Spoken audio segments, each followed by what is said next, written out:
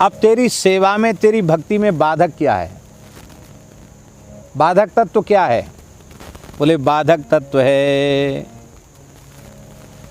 दुख सुख अरु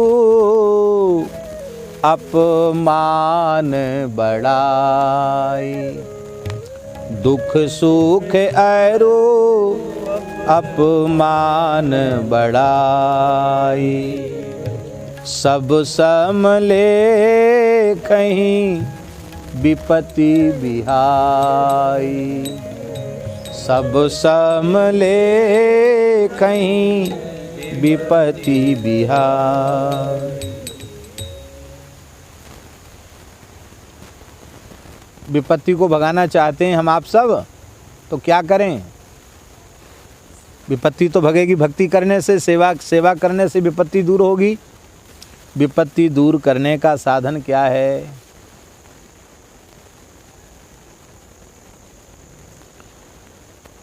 दुख का भी त्याग कर दो और सुख का भी त्याग कर दो।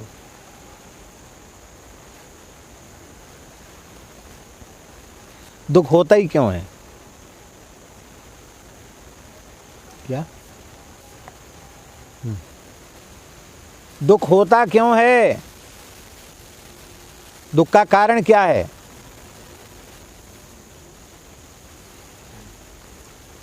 बोले दुख का कारण है, बहुत ध्यान से सुने,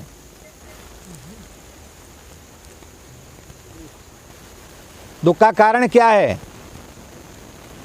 बोले दुख का कारण है सुख की इच्छा। दुख का कारण क्या है? सुख की इच्छा। हमें सुख की इच्छा है इसलिए दुख होता है, और सुख की इच्छा ना हो तो किसी चीज से दुख नहीं होगा। दुख से घबराओ मत, बस सुख की इच्छा करना छोड़ दो। सुख का मतलब भक्ति का सुख, प्रेम का सुख नहीं। जिन लौकिक पदार्थों से तुम सुखी होने की इच्छा रखते हो और उसके सुखाय कर्माणि करोति लोको लोकः नतई सुखम बान्यदुपारमम्बा विंदेत भूयस्तत एव दुखम यदत्र युक्तम भगवान वदेन्नः। कहाँ का श्लोक है? तृतीय स्कंद का। सारे संसार के जीव सुख की आशा से कर्म में प्रवृत्त होते हैं और करते तो सुख के लिए कर्म, पर परिणाम में दुख मिलता है। पर उस दुख से उनका मन कभी हटता नहीं है।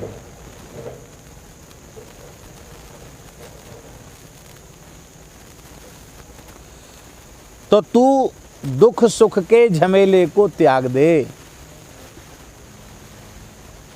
लोक से जिन पदार्थों से तुम सुखी होना चाहते हो वो सुखी होने के साधन नहीं है, उनकी इच्छा छोड़ दो।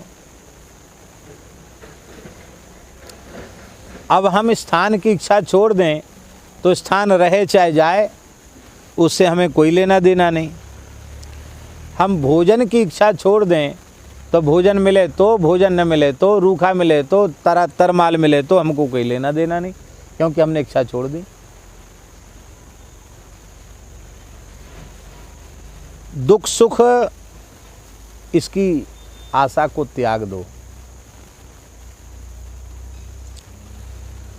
सुख दुख का त्याग कर दो। और अपमान बोध का त्याग कर दो।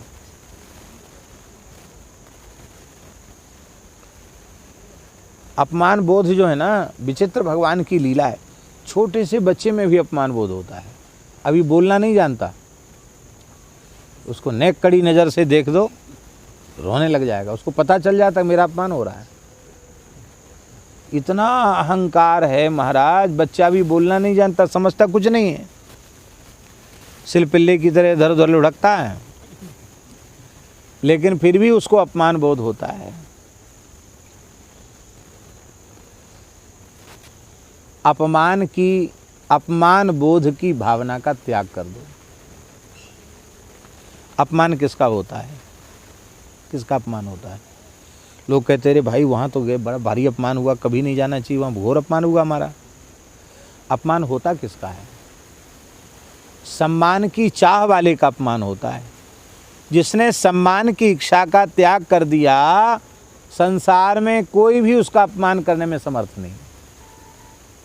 हम सम्मान चाहेंगे और हमको नहीं मिलेगा तो अपमान का अनुभव होगा। हमने सम्मान चाहा ही नहीं तो अपमान होए तो अपमान तो हमें कोई लेना देना नहीं। दूसरी बात, सुख दुख का संबंध देह से, अपमान सम्मान का संबंध देह से, और मैं देह हूं नहीं। ध्यान में ही बात। जड़ भरत जी ने रघुगण से यही तो कहा कि तू कहता है मैं तेरा इलाज करूंगा। क्या इलाज करेगा भाई? अरे कोई धरती को डंडा लेकर पीटने लग जाए, डंडा टूट जाएगा, हाथ में छाले आ जाएंगे, धरती का क्या बिगड़ेगा? ये देह तो पार्थिव है, पृथ्वी है, हमारा क्या बिगड़ने वाला है? तेरा श्रम ही व्यर्थ जाएगा, मेरा कुछ बिगड़ने वाला नहीं है। तो अपमान बोध की भावना त्याग दो। तुम सम्मान चाहोगे तो अपमान होगा, सम्मान नहीं चाहोगे तो अपमान कहाँ से होगा? और दोष कौन सा है? दुख सुख अरु अपमान बड़ाई। बड़ाई हम बोल जरूर रहे हैं ये सब बात, पर हमको भी प्रशंसा प्रिय है। हमारे महाराज जी कहते थे विनोद में, भक्तमाली जी स्वामी जी, गुरु महाराज जी विनोद में कहते थे, देखो पंडित जी, देवताओं को भी भगवान को भी प्रशंसा तो प्रिय है। कैसे? स्तुति है क्या? देवताओं की स्तुति की जाती, स्तुति क्या है? हैं? बड़ाई ही तो है। पर एक विशेष बात है, देवता अथवा भगवान, प्रशंसा से भगवान में अहंकार उत्पन्न नहीं होता।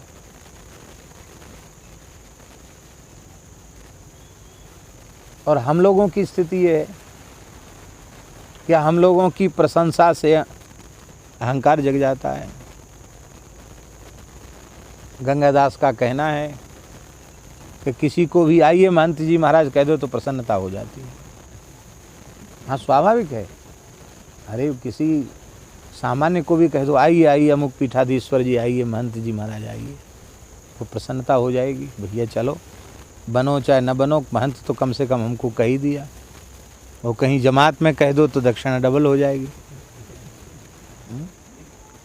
बड़ाई सबको प्रिय होती है, पर कभी प्रशंसा चाहे ना। और हमको ध्यान में नहीं आई बात। हाँ,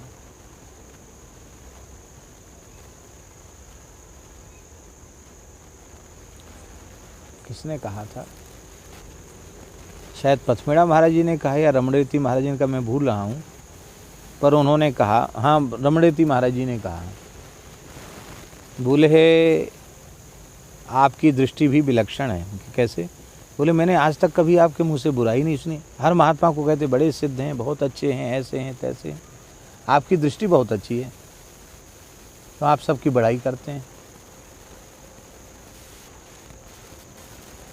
पर माय डियर, ये जो निकट वालों की बड़ाई कर देते हो, इससे इनका नुकसान होता है हमारे स्वभाव में। और जिसकी बड़ाई की उसको बड़ाई पची नहीं। बहुत अच्छा है, बहुत अच्छा है, मन में कहो, पीछे कहो, सामने तो डांटो फटकारो, अथवा कुछ मत बोलो। प्रशंसा मनुष्य को नीचे ही ले जाती है। प्रशंसक ऐसे होते हैं भगवान बना देते जल्दी। इसलिए बड़ाई के फेर में नहीं पड़ना चाहिए, बड़ाई के चक्कर में नहीं पड़ना चाहिए। सुख दुख अरु अपमान बड़ाई सब समलेखहीं। सब में समता का भाव, सुख दुख में समान, अपमान सम्मान में समता का भाव रख लो। इतना कर लोगे तो विपत्ति बिहाई। विपत्ति बिहाई का मतलब है विपत्ति तुझे छोड़कर भाग जाएगी। फिर तू कैसी भी परिस्थिति में रहा आवे, तुझे विपत्ति आवेगी नहीं। हम अपनी अनुभूति निवेदन कर रहे हैं।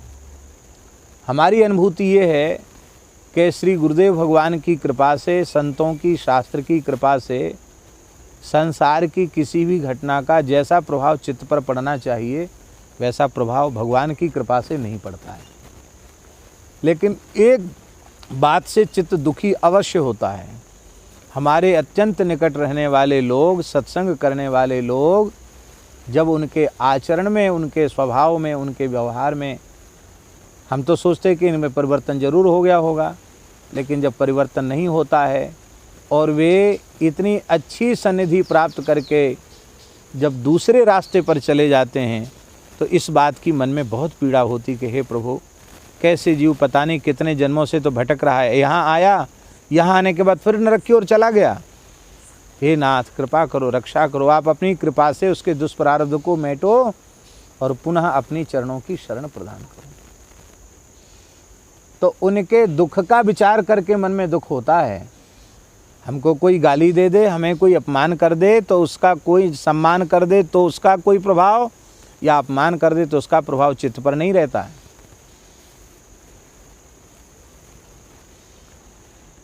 वस्तुतः ये विपत्ति है, ये विपत्ति तेरी दूर हो जाएगी। अंतिम बात, तू किसी की बुराई भलाई के चक्कर में पड़ता ही क्यों है? क्यों? बहुत प्यारी बात, बहुत प्यारी बात।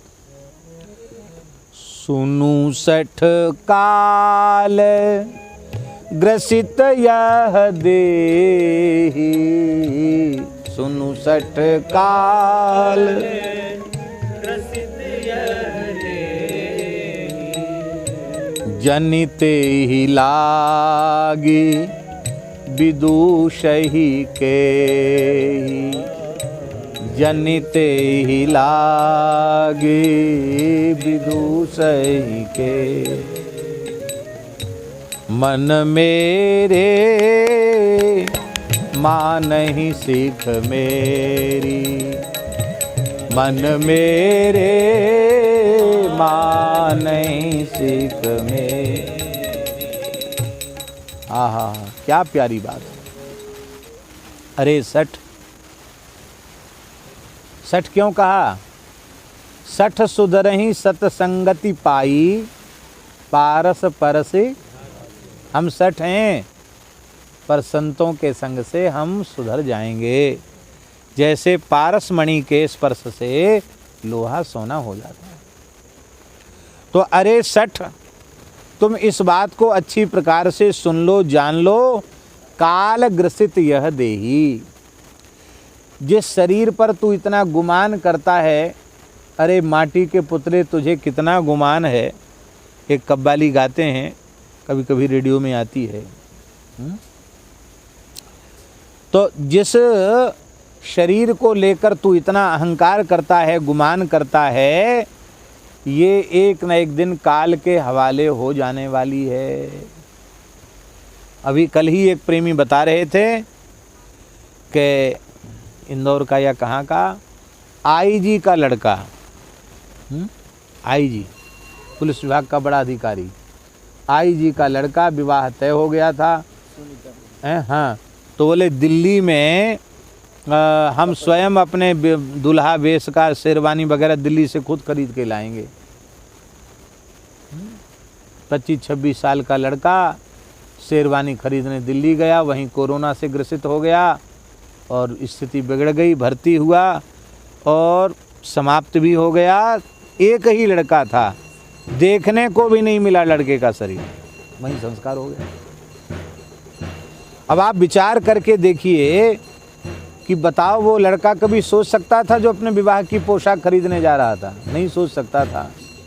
कब कौन चल पड़ेगा, कब क्या हो जाएगा, कोई ठिकाना नहीं है। इसलिए ऐसे नासवान शरीर को प्राप्त करके तू किसी को दोष क्यों दे रहा है? तू किसी को दोष मत दे, किसी की बुराई क्यों करता है, किसी की निंदा क्यों करता है, किसी का अपमान, किसी की उपेक्षा क्यों करता है?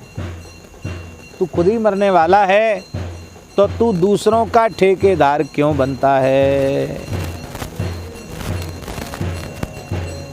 इसलिए अरे मन, ये जो बुद्धि है इस बुद्धि का तुम आदर करो। तुलसीदास बिनु असीमति आए, तुलसीदास बिनु असीमति आए। मिलहि न राम कपट लोलाए, मिलहि न राम कपट लोलाए। मन मेरे मानहि सीख मेरी, मन मेरे मानहि सीख मेरी, मन मेरे मानहि सीख मेरी, मन मेरे मानहि सीख मेरी। ऐसी बुद्धि जब तक तुम्हें मन में उत्पन्न नहीं होगी तब तक तुम्हारी विपत्ति दूर नहीं होगी, तुम सुखी नहीं हो पाओगे। तब बोले भाई हम भक्ति तो करते हैं, हम भक्ति तो कर रहे हैं, गुरुजी की भी भक्ति कर रहे हैं, हाथ पांव दबा रहे हैं, कपड़ा छांट रहे हैं, सेवा पूजा भी कर रहे हैं, भगवान की भी कर रहे हैं, गुरुजी की भी कर रहे हैं। बहुत ऊंची बात। विनय पत्र का इसलिए सबसे श्रेष्ठ ग्रंथ है, साधक का हृदय है ये, सारी कचाई दूर होती है इससे। तुलसीदास जी कहते तुम भक्ति तो कर रहे हो गुरु गोविंद की, पर निष्कपट भाव से नहीं कर रहे हो, कपट पूर्वक कर रहे हो। कपट पूर्वक भक्ति करोगे तो उससे कुछ हासिल होने वाला नहीं है। निश्चल निष्कपट भक्ति करोगे तो ही तुम सुखी हो पाओगे, नहीं तो सुखी नहीं हो। क्योंकि जस निष्केवल प्रेम तजमद मोह कपट छल नाना, करऊं सद्यते ही साधु समाना। कपट त्याग दो, कपट रहित तो होकर के भक्ति करो गुरु गोविंद की तो काम बनेगा। कपट का अर्थ क्या है? छिपाव दुराव को ही कपट कहते हैं। अब जिस घटना से हम अत्यंत व्यथित हैं, क्या भगवान की सेवा, क्या गुरुजी की सेवा में कोई कसर रही? पर कहीं न कहीं मन में छुपाव दुराव कपट रहा आया। उस कपट का परिणाम ये हुआ जो अत्यंत पीड़ादायक है। इसलिए आप जो कुछ करो अत्यंत निश्चल निष्कपट भाव से भगवान की सेवा करो, अब कपट रहित होकर के गुरु जी की सेवा करो, बस इतने से ही काम बन जाएगा। इसलिए मन मेरे मानहि सीख मेरी, मन मेरे मानहि सीख मेरी, मन मेरे मानहि सीख मेरी, मन मेरे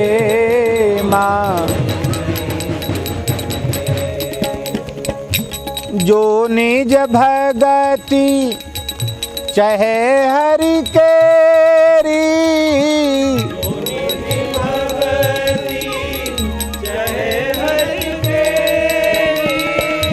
मन मेरे मानहि सीख मेरी, मन मेरे मानहि सीख मेरी। श्री राम जय राम जय जय राम, श्री राम जय राम जय जय राम, श्री राम जय राम जय जय राम, श्री राम जय राम जय जय राम, श्री राम जय राम जय जय राम, जय सिया राम जय जय हनुमान।